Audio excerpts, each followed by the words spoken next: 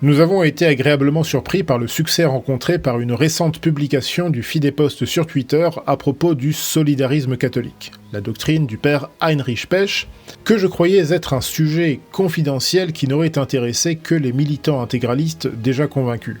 Eh bien au contraire, ce post a été applaudi par de nombreuses personnes qu'on aurait pu croire, a priori, très éloignées de notre milieu.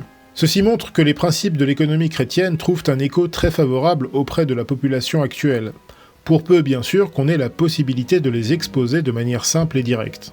Il semble que ce qui a particulièrement plu aux gens, ce sont les principes généraux de l'économie chrétienne.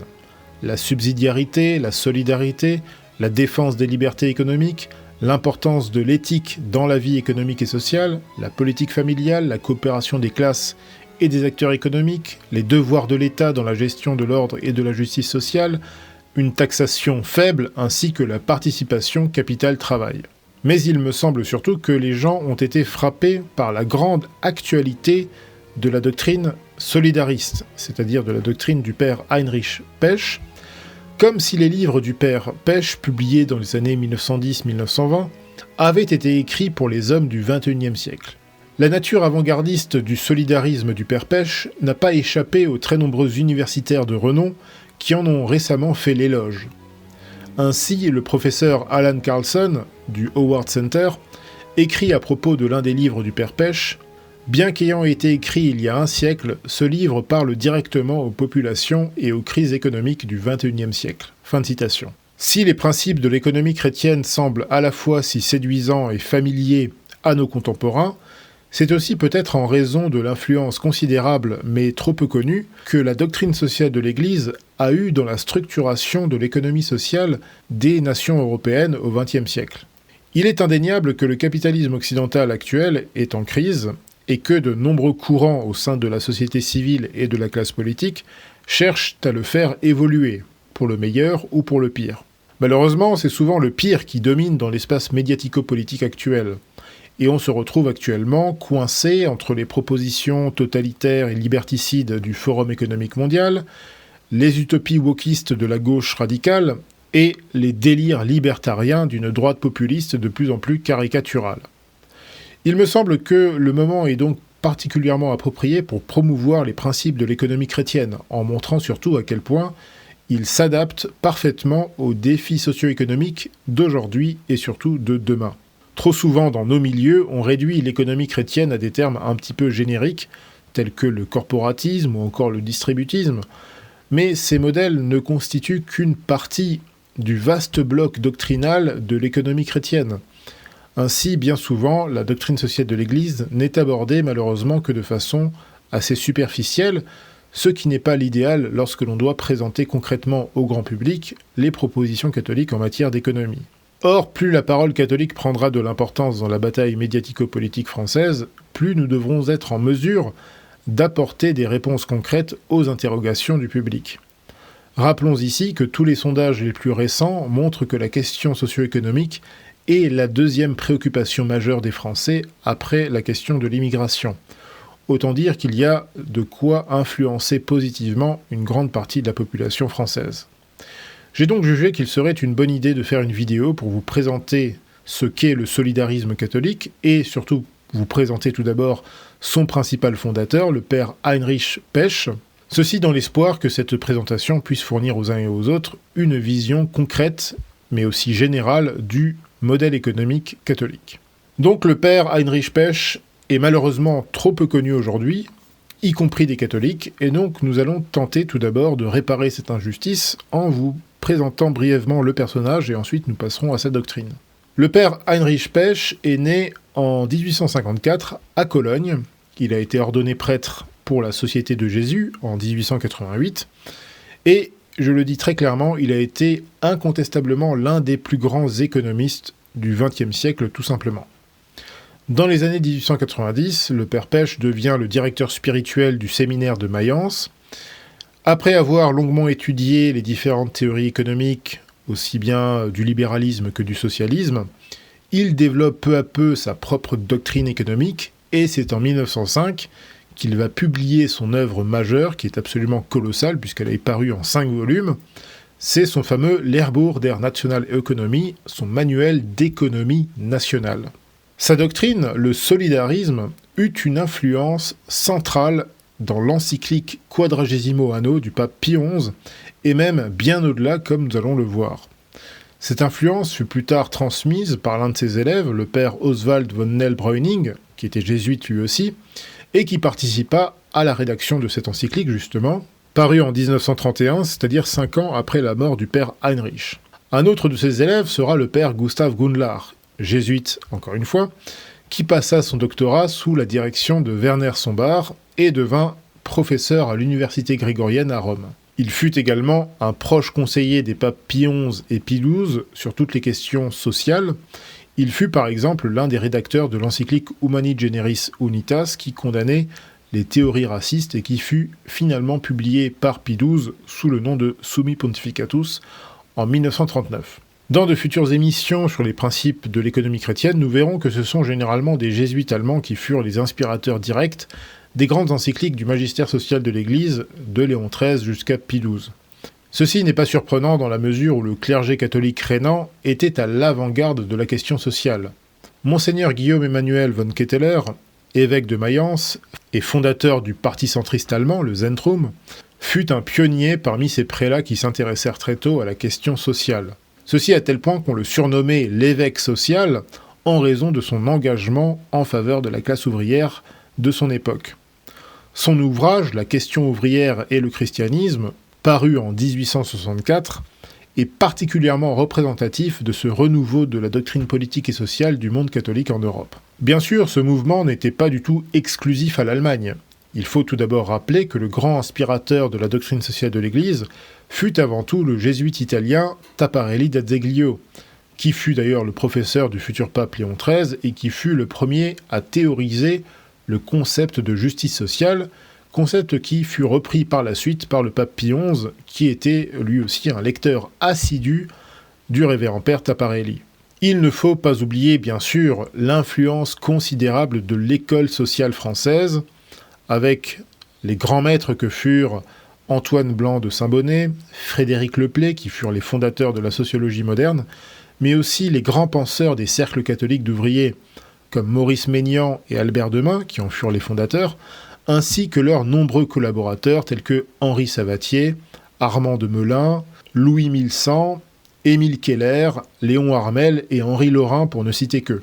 Évoquons également l'école catholique autrichienne avec le baron von Vogelsang, qui était un protestant qui se convertit au catholicisme après sa rencontre avec Monseigneur von Kettler, et qui participa notamment aux travaux de l'Union de Fribourg avec de nombreux autres compatriotes, tels que Gustave Blom, tels que le père Lemkul, ou encore le comte de Pergen. En effet, l'Union de Fribourg fut la grande école de l'économie sociale chrétienne au tournant du siècle dernier. Elle fut fondée par Monseigneur Gaspard Mermillot, qui était évêque de Lausanne, ainsi que par son ami, René de la Tour du Pin, qui fut aussi l'un des fondateurs des cercles catholiques d'ouvriers en France. C'est au sein de l'Union de Fribourg que vont s'exprimer tous ces courants de pensée catholique qui ont pour objectif unique de proposer un modèle alternatif au libéralisme et au socialisme, notamment en ce qui concerne le rôle de l'État dans l'économie sociale, mais aussi en ce qui concerne la protection des droits des travailleurs, ce qui était un concept quand même relativement nouveau à cette époque. Ils insistent aussi beaucoup sur la place de la liberté et de la propriété privée, ou encore sur la question de la représentation des acteurs impliqués dans les activités de production.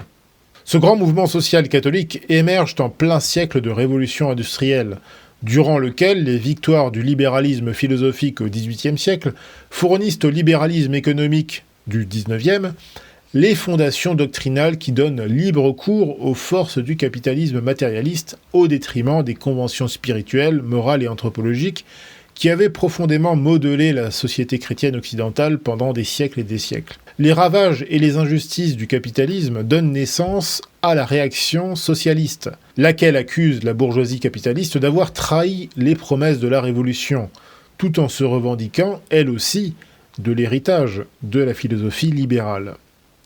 Pour empêcher l'hégémonie de ces deux menaces majeures du XIXe siècle, les catholiques européens se mobilisent pour proposer un modèle social et économique alternatif qui considère que la toute-puissance de l'argent et la lutte des classes ne sont pas des fatalités mécaniques de l'histoire, mais des vices qui peuvent être éliminés ou du moins diminués dans un ordre social chrétien qui se propose d'organiser les libertés économiques et individuelles dans le cadre des cellules et des communautés organiques qui composent la société humaine. L'Union de Fribourg sera donc l'une des principales écoles de la théorie économique chrétienne dans l'époque contemporaine. Les grandes idées de l'Union de Fribourg seront réunies dans un mémoire à la demande du pape Léon XIII, qui était très intéressé par ces travaux, puis seront consacrées dans sa célèbre encyclique Rerum Novarum en 1891. C'est donc dans ce contexte où l'influence du catholicisme politique et social est extrêmement importante en Europe que le père Heinrich Pech développe sa doctrine solidariste. Et le père Pech va en quelque sorte réussir à synthétiser de façon concrète le corpus doctrinal de l'économie chrétienne pour en faire un système complet, systématique et adapté surtout aux évolutions rapides de la société industrielle et capitaliste du XXe siècle. Le solidarisme est donc l'une des principales applications économiques de la doctrine sociale de l'Église, et nous considérons à notre niveau qu'il s'agit tout simplement de son application la plus complète et la plus sophistiquée sur le plan théorique. Il va sans dire que nous adhérons totalement aux grands principes économiques du père Pech qui s'appuient sur les fondements éternels du christianisme, mais qui s'adaptent aussi de façon très surprenante dans le temps et dans l'espace. Et pour cette raison, les grands principes du solidarisme catholique restent très actuels et je crois que cela explique également leur étonnante popularité auprès du public français en 2023. Nous verrons également un petit peu plus loin dans cette étude que le solidarisme catholique, tout comme le corporatisme chrétien, ne doit pas être confondu avec d'autres modèles solidaristes ou corporatistes qui ont pu émerger au XIXe et au XXe siècle. Voyons tout d'abord quels sont les principes élémentaires du solidarisme catholique. Le père Pech donne au solidarisme la définition suivante. Le solidarisme est la réciprocité et la mutualité des intérêts humains, fondée sur la nature rationnelle de la personnalité humaine et sur la volonté de Dieu. Derrière cette définition quelque peu technique, on remarque que le père Pech s'inspire clairement de la doctrine de la justice sociale du révérend père Taparelli, dont je vous ai déjà parlé précédemment et sur lequel je ferai peut-être une présentation plus complète un jour si Dieu le veut. Mais ce qu'il faut surtout retenir de cette définition, c'est que le père Pech insiste sur 3 points essentiels du catholicisme politique, à savoir, premièrement, le principe de subsidiarité, deuxièmement, le réalisme humaniste, c'est-à-dire la compréhension de l'homme dans sa sociologie, dans son anthropologie, et enfin, la suprématie de la loi divine dans l'activité humaine. Je dis bien la suprématie de la loi divine dans l'activité humaine. Ces 3 principes s'appliquent aussi bien dans le domaine politique que dans le domaine économique, bien évidemment. Voyons maintenant dans le détail les caractéristiques principales du solidarisme catholique, en gardant à l'esprit qu'il ne s'agit ici que d'une synthèse qui ne prétend pas être exhaustive. Premièrement, les 3 piliers de la société organique. Sur le plan du droit naturel, le solidarisme affirme que la société doit s'organiser sur 3 piliers majeurs que sont la propriété privée, la famille et l'État comme gardien de l'ordre légal. Et bien sûr, nous devrions en ajouter un 4e, qui est la fondation des 3 autres, à savoir la loi divine. Cela va sans dire, mais ça va mieux en le disant clairement. Et nous verrons dans les points suivants quelle est l'importance particulière et commune de ces 3 piliers de la société chrétienne, propriété privée, famille et État comme gardien de l'ordre légal. Ensuite, il y a le rejet du collectivisme et de l'individualisme. Dans la pure tradition aristotélicienne et thomiste, le solidarisme affirme que le but de la politique est de concilier les aspirations du collectif avec les aspirations de l'individu. Il faut donc rejeter à la fois le collectivisme qui étouffe les libertés naturelles de l'homme, mais il faut aussi rejeter l'individualisme radical qui empoisonne la cohésion sociale.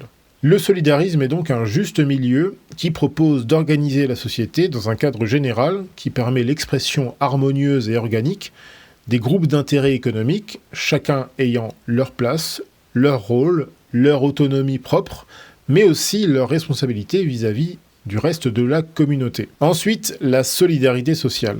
Le solidarisme insiste sur la nécessité d'instituer des mécanismes de solidarité sociale au sein de la société humaine. Les responsabilités de cette solidarité ne doivent pas seulement incomber à l'État, mais doivent aussi se manifester chez les différents acteurs de la société humaine, qu'il s'agisse des paroisses, des congrégations, des familles, des entreprises, des syndicats, des groupes interprofessionnels, des associations, etc., etc. Prenant racine sur la vertu de charité chrétienne, ce principe de solidarité, étendu et adapté aux nécessités de la société de masse, fut pratiquement l'œuvre exclusive des catholiques sociaux au XIXe siècle, et elle influença par la suite tous les modèles d'économie sociale jusqu'à nos jours. Il est évident que l'État a un rôle moteur dans l'organisation de cette solidarité sociale. Le pape Léon XIII enseigne par exemple que s'il arrive qu'une famille se trouve dans une situation matérielle critique et que, privée de ressources, elle ne puisse d'aucune manière en sortir par elle-même, il est juste que dans de telles extrémités, le pouvoir public vienne à son secours parce que chaque famille est un membre de la société. Notons enfin que le Père Pêche insiste particulièrement sur le fait que ces mécanismes de solidarité sociale ne peuvent se manifester vraiment efficacement avec justesse et pertinence qu'au sein d'une communauté nationale. C'est un point assez important sur lequel il revient longuement.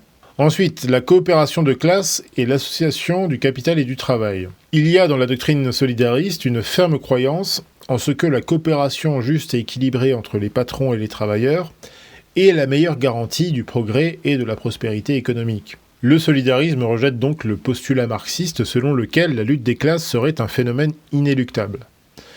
Il ne s'agit pas ici de nier l'existence des conflits sociaux, ni même de la lutte des classes. Bien au contraire, mais plutôt de trouver des modes d'organisation sociale qui permettent d'anticiper, de prévoir, de résoudre ces conflits sociaux de la façon la plus équitable et la plus juste. Ensuite, il y a dans le solidarisme le rejet du matérialisme socio-économique qu'on retrouve chez les marxistes, mais aussi chez les libéraux. Selon la doctrine solidariste, le travailleur ne doit pas être réduit à un simple facteur de production. L'économie n'est pas l'alpha et l'oméga de la vie sociale.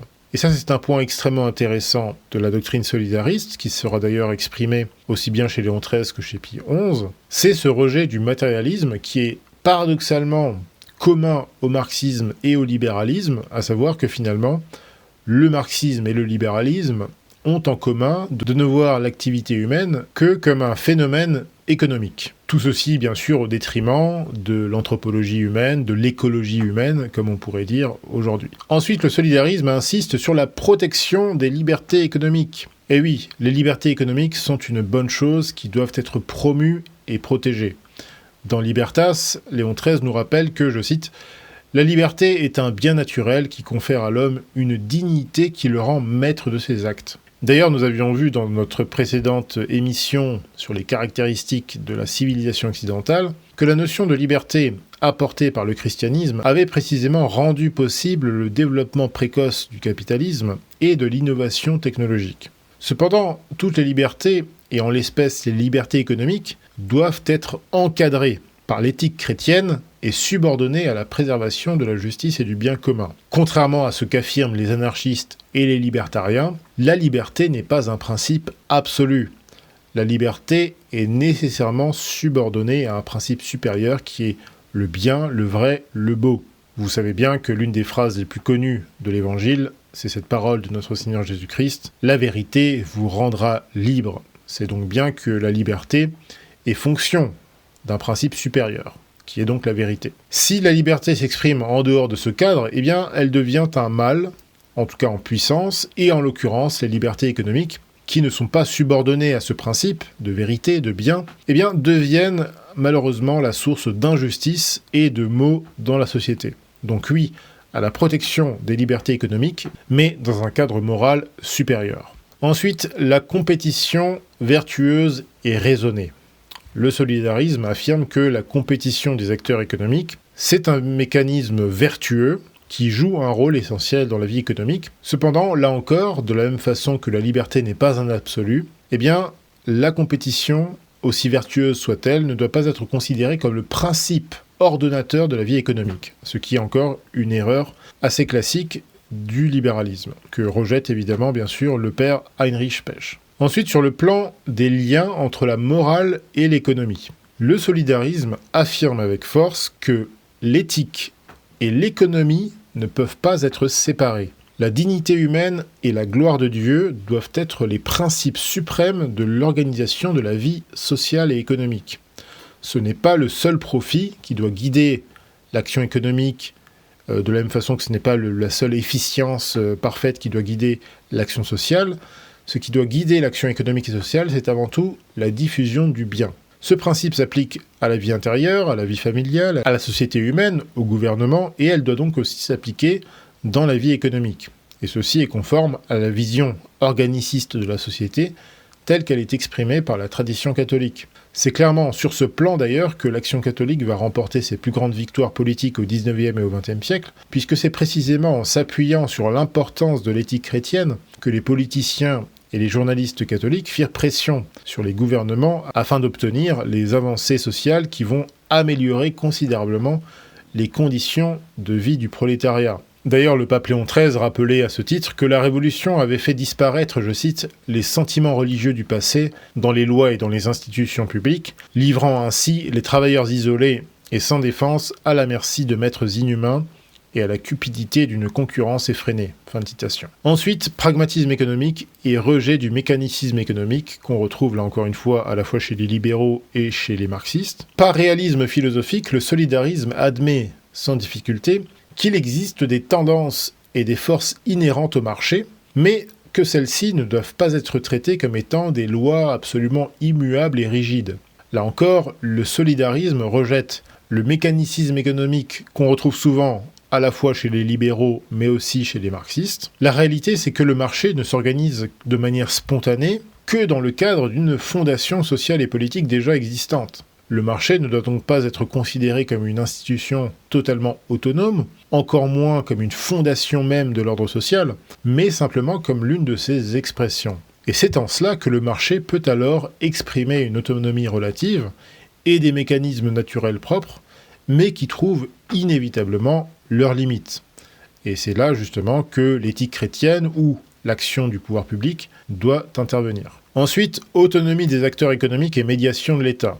Le solidarisme propose d'harmoniser l'organisation de la vie socio-économique en respectant les libertés et l'autonomie de ses acteurs, que ce soit les citoyens, les entrepreneurs, les salariés, les syndicats, les associations, etc., par un interventionnisme modéré de l'État, lequel doit s'efforcer d'imposer un minimum de régulation tout en supervisant de façon souveraine l'activité économique en intervenant dès que c'est nécessaire. En clair, le solidarisme réclame un État stratège, organisateur et médiateur, mais pas un État totalitaire ou socialiste qui aurait prise sur toute l'activité sociale, économique et même peut-être familiale. Ensuite, réalisme social et philosophique. C'est le fameux réalisme humaniste dont je parlais tout à l'heure. Le solidarisme propose de fonder la théorie et l'action économique sur la connaissance de l'homme. L'homme, nous l'avons vu, n'est pas un simple agent économique qui serait inévitablement soumis aux lois arbitraires imaginées par les libéraux et les socialistes.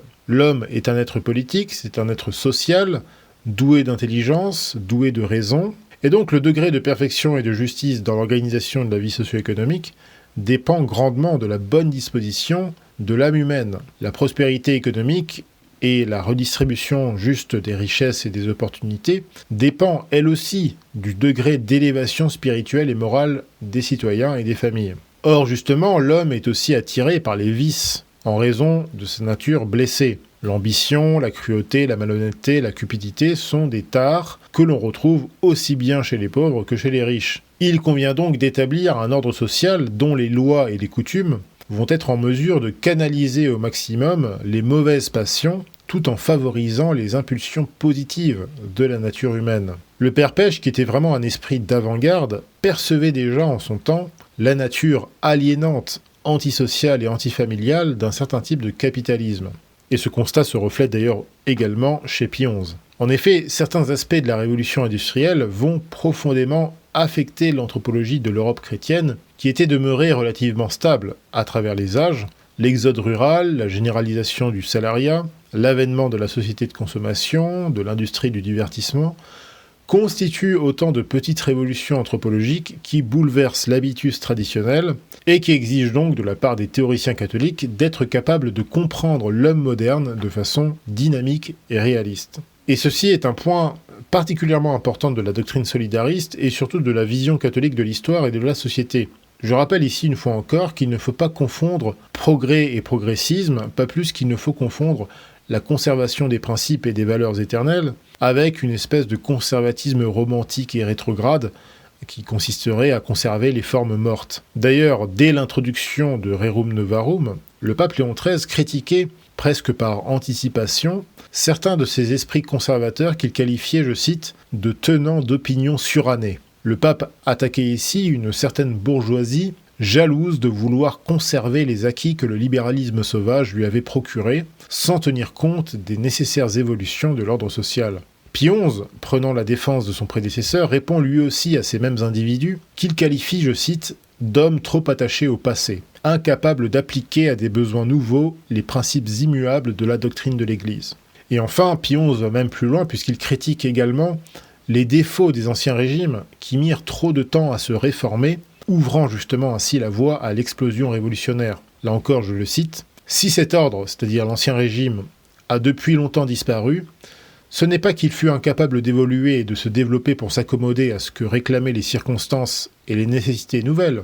La faute en revient aux hommes, soit parce que leur égoïsme endurci a refusé d'ouvrir les cadres de leur organisation à la multitude croissante qui demandait à y pénétrer, soit parce que, séduits par l'attrait d'une fausse liberté ou victimes d'autres erreurs, ils se sont montrés impatients et ont voulu s'affranchir de toute autorité. » Fin de citation. Ensuite, il y a la défense de la propriété privée comme principe de liberté et d'autonomie individuelle. Là encore, c'est un point évidemment extrêmement important. Le solidarisme défend avec vigueur le droit à la propriété privée, qu'il considère comme étant la double condition de la liberté des plus humbles, ainsi que du développement de l'initiative économique. Léon XIII rappelait en effet que la propriété privée est un droit naturel pour l'homme. Il affirmait aussi que la propriété privée était l'un des biens les plus précieux des ouvriers, notamment les plus précaires, puisqu'elle est justement l'une des conditions de leur liberté, de l'amélioration de leurs conditions, ainsi que la possibilité même d'agrandir et de transmettre leur patrimoine.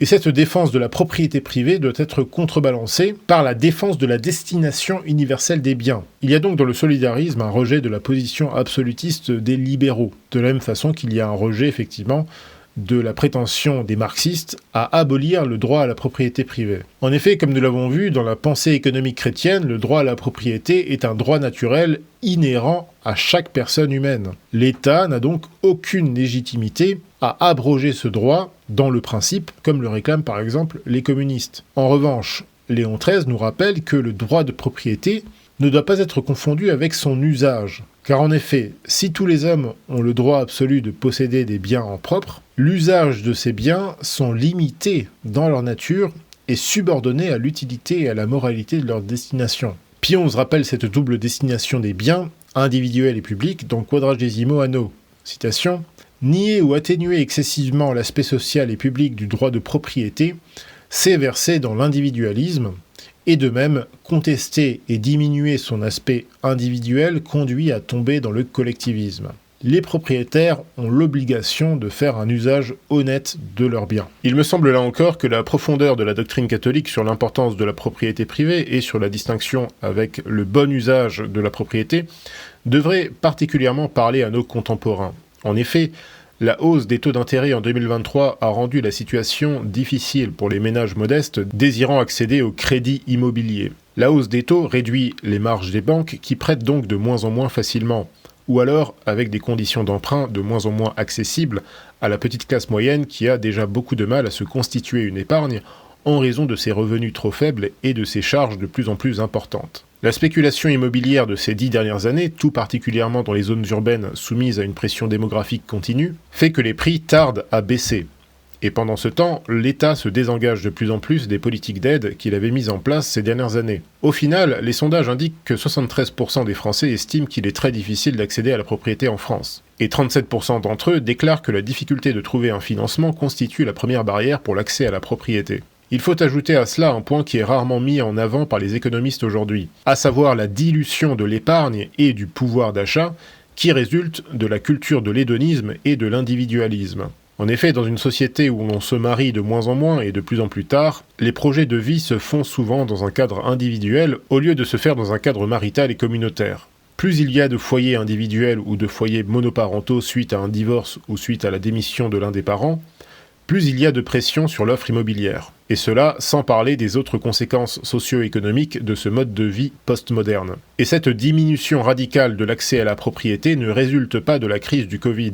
Il s'agit d'une tendance forte qui se dessine depuis une vingtaine d'années. En 1973, 32% des jeunes ménages étaient propriétaires, contre seulement 16% en 2013. Une étude de l'INSEE sur la hausse des inégalités d'accès à la propriété entre jeunes ménages en France, parue en 2018, indique justement que l'évolution du taux de propriétaires est impactée par plusieurs facteurs importants, que sont notamment l'évolution des structures familiales, avec notamment le problème de l'augmentation des familles monoparentales, la baisse de la part de couples avec enfants parmi les plus modestes. Il y a également la forte diminution de la propriété rurale et les inégalités dues au contexte familial, puisque 4 propriétaires sur 10 dans les années 2000 ont accédé à la propriété grâce à un héritage ou grâce à un don d'un membre de la famille. De plus, la spéculation facilitée par un accès facile au crédit bancaire au cours des années 2010 a profité à un segment privilégié de la population. On a vu se développer ainsi une classe de multipropriétaires qui représente aujourd'hui près de 3,5% de la population active, et ces 3,5% possèdent à eux seuls plus de la moitié des logements mis en location en France. Parmi ces profils, on trouve des actifs à haut niveau de revenus ou des retraités à fort pouvoir d'achat, possédant parfois jusqu'à 50 logements par ménage. Selon Pierre Madec, économiste à l'OFCE, je cite, « La propriété en France est extrêmement concentrée dans le très haut de la distribution des patrimoines. Or, plus l'on grimpe dans la pyramide des salaires, plus on constate cette concentration. Ainsi, chez les 0,1% de Français les plus riches, 42% des ménages possèdent au moins 5 logements. Du point de vue de la doctrine solidariste, on pourrait dire dans un premier temps que la multipropriété ne constitue pas un problème en tant que tel. Après tout, on a bien le droit d'acheter plusieurs logements, et puis les multipropriétaires de biens immobiliers ordonnent leur propriété la plupart du temps à un bien général, puisqu'il faut bien qu'il exista une offre locative pour toute une partie de la population, ainsi que des débouchés pour le secteur du BTP. Le vrai problème qui se pose, ce sont évidemment les difficultés intolérables que le marché oppose aux primo-accédants, surtout chez les travailleurs les plus modestes. Or, nous l'avons vu, la doctrine chrétienne nous montre à quel point la propriété est un bien précieux pour les travailleurs aux revenus modestes. Le fait de ne pas être propriétaire est une souffrance qui plonge toute une population dans l'amertume, dans l'aliénation et dans un sentiment de déclassement. Et surtout, une telle situation n'incite évidemment pas les gens à fonder des familles, à prendre des initiatives, ce qui n'aide évidemment pas à relancer la natalité en France. La situation est d'autant plus inquiétante lorsque l'on se souvient des propos, pas si lointains, de l'ancienne ministre du Logement, Madame Emmanuelle Wargon, qui avait tenu en 2021 des propos hostiles à la maison familiale pavillonnaire, déclarant que ce modèle n'était plus soutenable d'un point de vue écologique. Des propos hors sol et tout à fait hypocrites de la part d'une grande bourgeoise, elle-même propriétaire de 2 logements luxueux. On peut donc dire que la doctrine solidariste qui affirme que la propriété privée et la famille traditionnelle sont 2 des 3 piliers de la société organique est particulièrement pertinente à une époque où la petite classe moyenne s'appauvrit et rencontre des difficultés à accéder à la propriété et donc à fonder des familles. Notre actuel régime politique, au contraire, a profondément diminué le potentiel procréateur de la jeune classe moyenne en détruisant le pouvoir d'achat par ses politiques néolibérales et pseudo-écologiques, tout en sacralisant de façon fanatique la culture de l'avortement ainsi que des modèles de vie contre nature. Ensuite, défense d'un État stratège, souverain et organisateur. Le solidarisme enseigne que pour être juste et efficace, l'État doit être souverain, stratège et médiateur. De même que les familles et les individus planifient leurs finances, eh bien l'État lui aussi doit planifier son économie. L'État a également le devoir de garantir au mieux une juste redistribution des richesses, sans spolier les méritants, ni favoriser les parasites. En outre, nous disent Léon XIII et Pie XI, l'État ne doit pas s'interdire d'intervenir directement dans l'activité économique lorsque l'intérêt général est menacé. Il a le pouvoir et même le devoir d'agir, à titre d'exemple, pour empêcher une délocalisation. Alors certes, les nationalisations doivent rester absolument exceptionnelles. Cependant, les monopoles naturels de l'État, eux, doivent s'exercer de façon légitime et forte dans les secteurs stratégiques. Ainsi donc, le solidarisme promeut un État fort et souverain dans ses prérogatives, mais un État qui est également capable de laisser un maximum d'autonomie et de liberté aux acteurs économiques à l'intérieur de ses frontières. Le maintien de cette harmonie est absolument crucial afin de ne pas faire basculer la société ni dans l'anarchie libérale, ni dans l'enfer collectiviste. Ensuite, il y a la question du juste salaire. La théorie solidariste considère avec raison que la garantie d'un juste salaire est absolument capitale pour assurer la justice et l'ordre social. Comme le rappelle le pape Pie XI, le juste salaire, par définition, doit permettre au travailleur de subvenir non seulement à ses propres besoins, mais aussi à ceux de sa famille. Et il me semble que nous avons ici, encore une fois, un principe qui intéresse particulièrement nos contemporains. En effet, malgré le contexte particulier de notre époque, qui est marqué par la dénatalité, par la culture de mort et par la normalisation de pratiques sexuelles contre nature, eh bien, malgré tout, il y a beaucoup d'aspects positifs, puisqu'une récente étude de l'UNAF montre que plus de 70% de Français déclarent vouloir faire plus d'enfants, mais déclarent aussi que les conditions matérielles et économiques, notamment liées à l'emploi, au salaire, au logement, les en empêchent. Il faut bien considérer qu'aujourd'hui, en 2023, près de la moitié des salariés français gagnent moins de 2 000 € net par mois, avec une écrasante majorité qui se situe dans la fourchette juste au-dessus du SMIC, c'est-à-dire entre 1 500 et 2 000 € par mois. C'est évidemment beaucoup trop peu pour construire vraiment un avenir, pour fonder une famille, etc. Il existe donc un grave problème de distribution des salaires en France qui explique en partie la difficulté des gouvernements à relancer la croissance démographique autrement que par le recours à l'immigration. Ensuite, il y a la question du juste prix des biens. Là encore, de même que pour la question du juste salaire, la doctrine solidariste insiste sur l'importance du juste prix des biens et des services. Selon cette doctrine, le juste prix, c'est celui qui couvre les coûts de production et qui permet aux producteurs et aux vendeurs ou aux revendeurs de tirer un profit raisonnable, en vertu de la nécessité justement du juste salaire qu'on vient de voir tout à l'heure.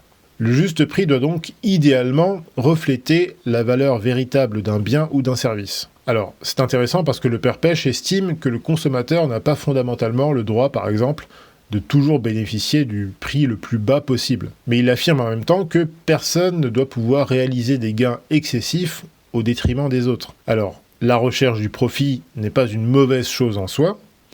La recherche de profit plus élevé peut même se justifier, à condition que l'individu ou l'entreprise qui profite produise autant de vertus en retour. Bon, c'est une question un peu particulière, mais très intéressante, que développe là encore le père Pêche, qui nous montre vraiment que sa doctrine économique est vraiment extrêmement sophistiquée. Alors nous touchons à la fin des points principaux du solidarisme. Il y a encore 2 points importants à voir, c'est-à-dire la promotion d'un système fiscal modéré. Le solidarisme pose comme principe qu'une taxe n'est légitime que si elle est nécessaire. L'impôt doit être proportionné au niveau de vie. L'impôt doit être mis au service exclusif de la collectivité et du bien commun et non pas au service d'intérêts particuliers. Léon XIII rappelait que la prospérité d'une nation est fondée, entre autres choses, sur un taux modéré de l'impôt, et il affirmait également que l'excès de charges fiscales épuisait la propriété privée, et je dirais même qu'elle épuise d'une façon générale l'épargne privée tout simplement. Or, il est bien connu que la France est championne d'Europe des prélèvements obligatoires, avec un taux de taxation du salarié moyen qui avoisine les 54%, ce qui représente un écart de 10 points avec la moyenne européenne qui se situe, elle, à 44%, ce qui est déjà très haut. Et donc le salarié français moyen coûte 57 000 € à son employeur par année, alors que lui, le salarié, ne touche réellement que 26 000 € de salaire net de charges et d'impôts. La cause de cet écart considérable, c'est évidemment le poids des prélèvements, notamment les charges patronales salariales et l'impôt sur le revenu. En effet, la France est un pays, peut-être l'un des seuls en Europe, où les charges sociales sont plus élevées que le salaire net moyen. On explique souvent ce dérèglement par le coût de notre système de protection sociale. Et pourtant, pour un coût employeur équivalent, le salarié français moyen touche 15 à 30% de salaire net en moins que les Suédois, les Finlandais ou les Danois, qui pourtant ont un modèle social assez proche du nôtre. Il semble donc clair qu'on se situe loin des principes solidaristes en matière de politique fiscale en France. Là encore, il me semble que c'est un sujet qui devrait intéresser particulièrement les Français. Et enfin, le solidarisme promeut un protectionnisme à l'extérieur, tout en réclamant une régulation minimale du marché intérieur. Alors tout d'abord, il y a une chose importante, c'est que le solidarisme affirme que la défense du marché libre doit être rejetée par principe, au nom de la justice commutative. La justice commutative, c'est, comme le dit Léon XIII, il me semble, ou Pie XI, c'est le respect mutuel des différents domaines de l'organisation sociale. Donc, d'une certaine façon, contrairement à ce qu'affirme effectivement, ou ce qu'a voulu affirmer le néolibéralisme, le marché libre n'existe pas. Il y a nécessairement des barrières, qu'il s'agisse de barrières morales ou qu'il s'agisse tout simplement de frontières douanières, de frontières fiscales, etc., etc. Donc le marché libre en tant que tel, ça ne veut pas dire grand-chose. Au contraire, dans une vision réaliste de l'économie, il est évident que des mesures protectionnistes sont absolument nécessaires pour s'assurer, par exemple, que le commerce avec l'étranger ne se fasse pas au désavantage de la nation. De la même façon, il faut également mettre en place un certain nombre de mécanismes de régulation à l'intérieur même de la société afin de garantir une harmonie maximale entre les groupes d'intérêt. Donc, vous l'avez compris, l'œuvre du père Heinrich Pech est absolument massive et je n'ai fait ici que tenter de résumer très sommairement les grands principes de sa théorie économique. Comme nous l'avons dit en introduction, le solidarisme catholique est l'une des applications les plus complètes de la doctrine sociale de l'Église sur le plan de l'activité économique. Le solidarisme se confond alors souvent avec le corporatisme, qui est un autre terme assez fréquemment utilisé pour désigner le modèle socio-économique proposé par l'Église catholique. C'est vrai que ces deux termes peuvent être utilisés de façon aléatoire tant que l'on reste dans le domaine strict de la doctrine chrétienne. Car à côté de ça, le solidarisme ou le corporatisme catholique ne doivent pas être confondus avec d'autres théories socio-économiques homonymes et contemporaines, telles que le solidarisme d'Émile Durkheim, ni avec d'autres types de corporatisme que nous allons d'ailleurs brièvement évoquer ici même. D'ailleurs, commençons par dire que le terme même de solidarisme, ce n'est pas une invention du père Pech. En effet, Émile Durkheim semble avoir été le premier à développer une théorie solidariste qui était fortement inspirée par le positivisme et par les idées des Saint-Simoniens. Pour Durkheim, qui était un agnostique, la seule véritable religion, c'est le culte du collectif, ce qui revient en fait à diviniser le corps social, un petit peu dans le même esprit que Thomas Hobbes ou Jean-Jacques Rousseau.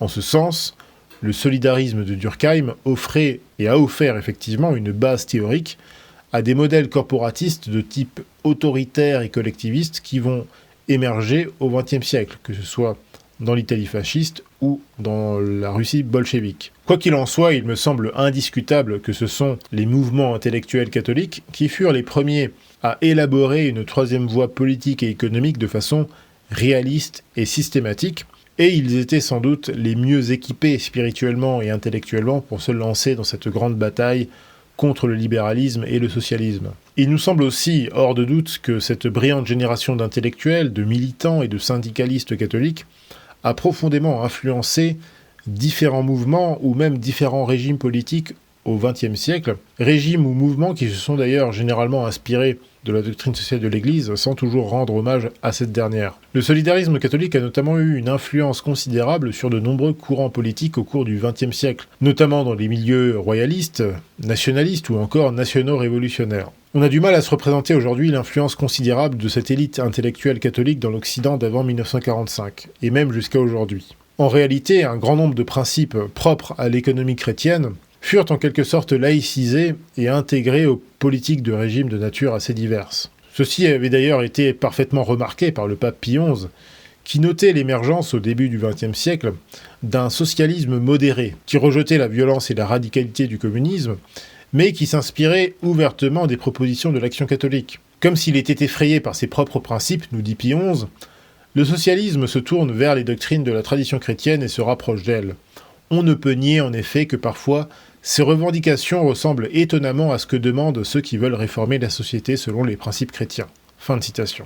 Cette rationalisation, cet embourgeoisement du socialisme, survient notamment après le congrès de Tours en 1920 et se formalise politiquement par l'émergence du cartel des gauches en France, de la social-démocratie en Allemagne et du socialisme fabien, dont l'influence a été centrale dans la formation du Parti travailliste britannique. Il n'est donc pas surprenant de constater que dans les années 1930, beaucoup de nations occidentales, y compris des démocraties libérales, ont adopté des formes particulières de corporatisme ou de solidarisme. Il se joue à cette époque une compétition à mort entre l'intégralisme catholique et ces formes nouvelles d'intégralisme séculariste qui vont se développer aussi bien dans des régimes autoritaires de type fasciste que dans des démocraties parlementaires. Contrairement à ce qui est véhiculé dans une certaine littérature d'après-guerre, le corporatisme ne fut évidemment pas l'apanage des régimes autoritaires des années 30 comme l'Allemagne nazie, l'Italie mussolinienne ou l'URSS, qui avaient, chacun à leur manière, créé une sorte de corporatisme dictatorial extrême, avec un strict contrôle de l'organisation du travail par l'État. D'ailleurs, ces types de corporatisme ne se revendiquaient pas de la tradition chrétienne, mais se revendiquaient de penseurs hétérodoxes, comme Georges Sorel, qui inspira profondément le modèle socio-économique de l'Italie fasciste. En réalité, bien d'autres modèles corporatistes et solidaristes ont émergé dans d'autres nations occidentales entre 1930 et 1960. J'ai déjà évoqué ici l'influence sociale et politique énorme des catholiques aux États-Unis dans les années 20 jusque dans les années 50. Il est bien connu par exemple que la politique du New Deal mise en place par le président Roosevelt afin de relancer l'économie américaine après la crise de 1929 fut fortement inspirée par l'encyclique Quadragesimo Anno de Pie XI. Après 1945, on pense bien sûr à l'Espagne de Franco, au Portugal de Salazar et à l'Argentine de Perón, dont les formes de corporatisme étaient directement inspirées par la doctrine sociale de l'Église. Mais on peut aussi évoquer l'Allemagne d'après-guerre, et nous pouvons l'évoquer d'ailleurs des deux côtés du rideau de fer. En effet, la République fédérale allemande était naturellement marquée à la fois par la tradition ordolibérale bismarckienne, ainsi que par le modèle social chrétien qui avait été si influent au XIXe siècle. Tandis qu'à l'Est, le modèle social de la RDA était un curieux mélange de reliquats nationaux-socialistes et d'orthodoxie marxiste venue de Moscou. La Chine communiste, à partir de l'arrivée au pouvoir de Deng Xiaoping et du clan des réactionnaires, a elle aussi développé une forme particulière de corporatisme, qui, contrairement à l'URSS ou à la Corée juchiste, a eu l'intelligence de restaurer le droit à la propriété privée et de favoriser le développement de l'activité économique, tout en maintenant fermement le pouvoir du Parti communiste sur les grandes orientations de l'économie nationale. Ce socialisme, avec des caractéristiques chinoises, pour reprendre le terme célèbre de Deng Xiaoping, a transformé la Chine, la faisant passer d'un empire décadent, pauvre et rural au début du XXe siècle, à une superpuissance mondiale, capable de renverser l'hégémonie américaine sur le plan militaire, diplomatique et économique. On pense aussi en France à la Ve République, et notamment à l'État gaulien, qui était nettement inspiré par les principes généraux de la doctrine sociale de l'Église, en particulier avec son idée de participation capital-travail. De façon assez curieuse, ces idées seront surtout diffusées par ce qu'on appelait les gaullistes de gauche, lesquels avaient souvent eu des parcours assez singuliers, entre un Jacques Debut-Bridel qui était venu de l'Action française, un René Capitan venu du centre-gauche et un Louis Vallon. Mais cette diversité n'est peut-être pas si étonnante lorsque l'on considère l'influence qu'aura eu le solidarisme catholique dans les milieux royalistes, radicaux et socialistes d'avant-guerre. De par leurs origines et par leur formation de jeunesse, certains pères de l'Europe fédérale, qui étaient souvent des catholiques douteux, voire carrément des apostats, restèrent eux aussi marqués d'une certaine façon par la doctrine sociale de l'Église, dont ils ont certainement transmis un certain nombre de ces principes corporatistes dans l'Europe post-1945. On pense notamment à Richard de Coudeneuve-Kalergi, à Robert Schuman, à Alcide de Gasperi ou encore Jacques Delors, tous éduqués dans la foi catholique, mais ayant ensuite évolué vers des idées ou des modèles politiques libéraux ou socialistes très éloignés des théories politiques chrétiennes. Comme je l'ai indiqué tout à l'heure, après 1945, le corporatisme va avoir mauvaise réputation en Europe occidentale, où il sera associé à tort à Vichy, à l'Allemagne nazie ou à l'Italie mussolinienne.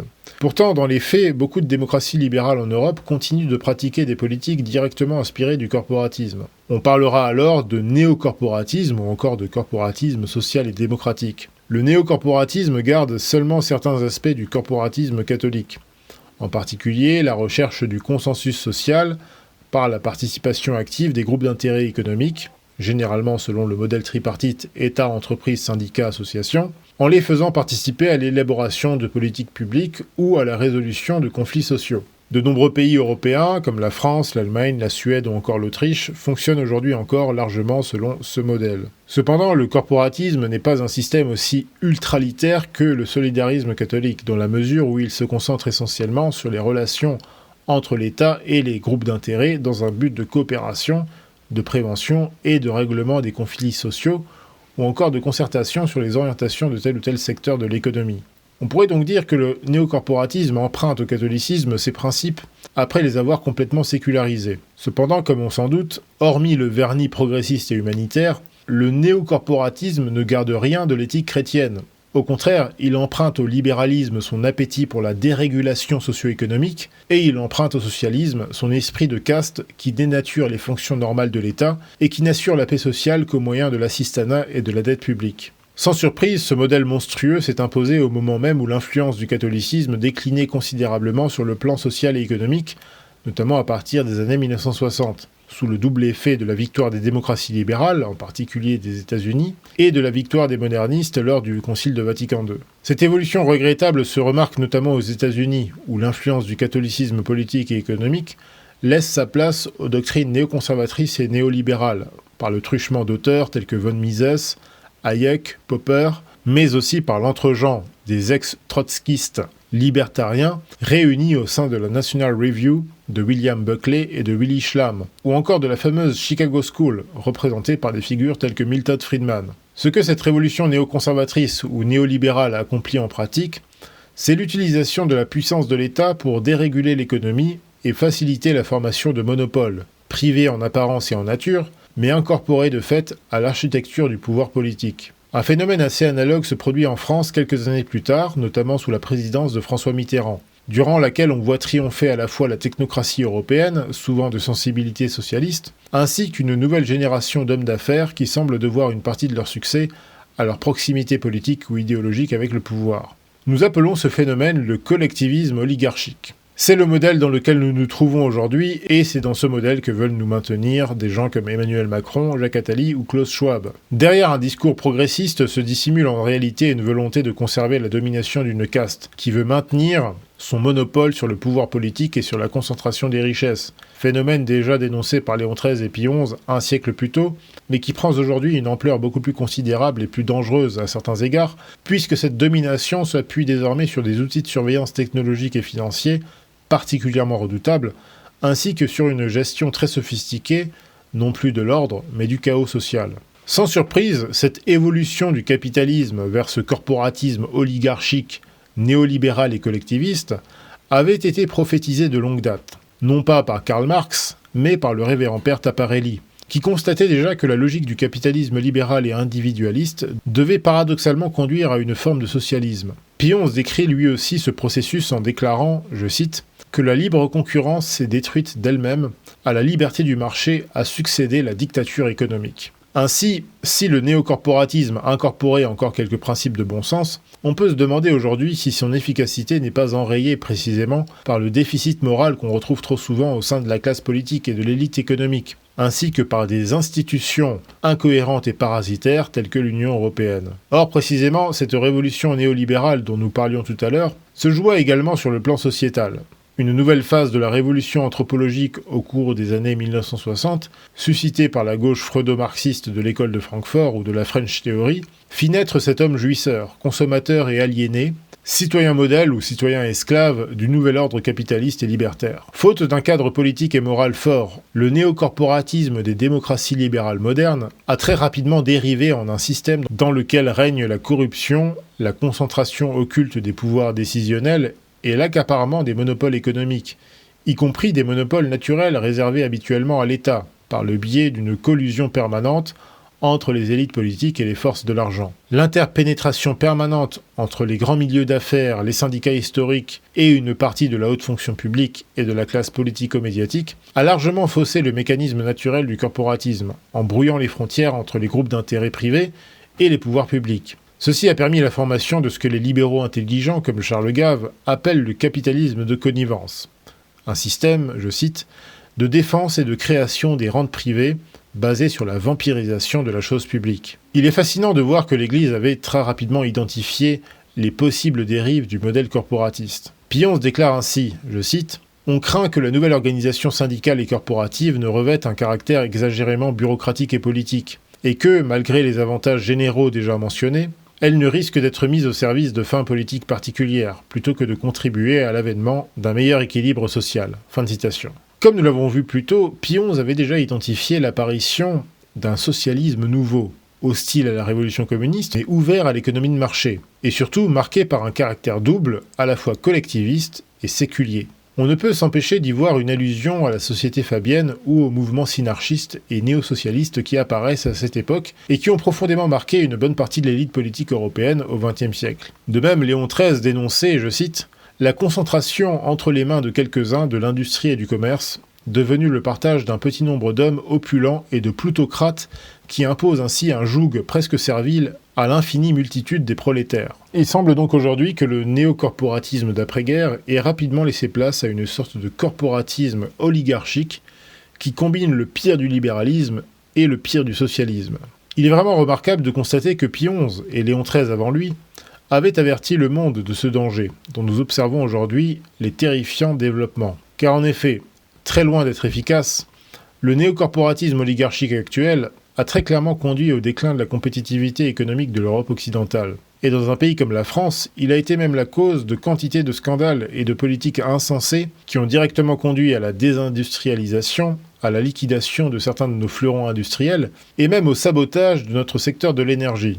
Au final, on constate que l'échec de ce néocorporatisme oligarchique s'explique par une raison très simple, sur laquelle Pie XI avait particulièrement insisté, à savoir la nécessité absolue d'organiser l'ordre social selon la sublime loi chrétienne de justice et de charité.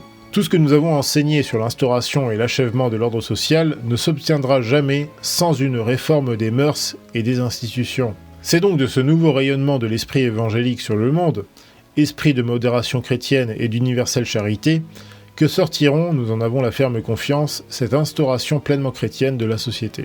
Fin de citation. Voilà, ce sera tout pour cette brève présentation du solidarisme catholique sur lequel il y aurait beaucoup plus à dire. Si vous avez apprécié cette vidéo et que vous êtes également convaincu par la nécessité de promouvoir les principes de l'économie chrétienne, n'hésitez pas à faire un don au projet Mathéo, le lien est dans la description.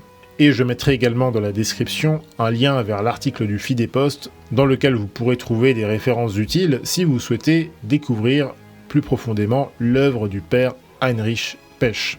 Voilà, ce sera tout, que Dieu vous garde et à très bientôt.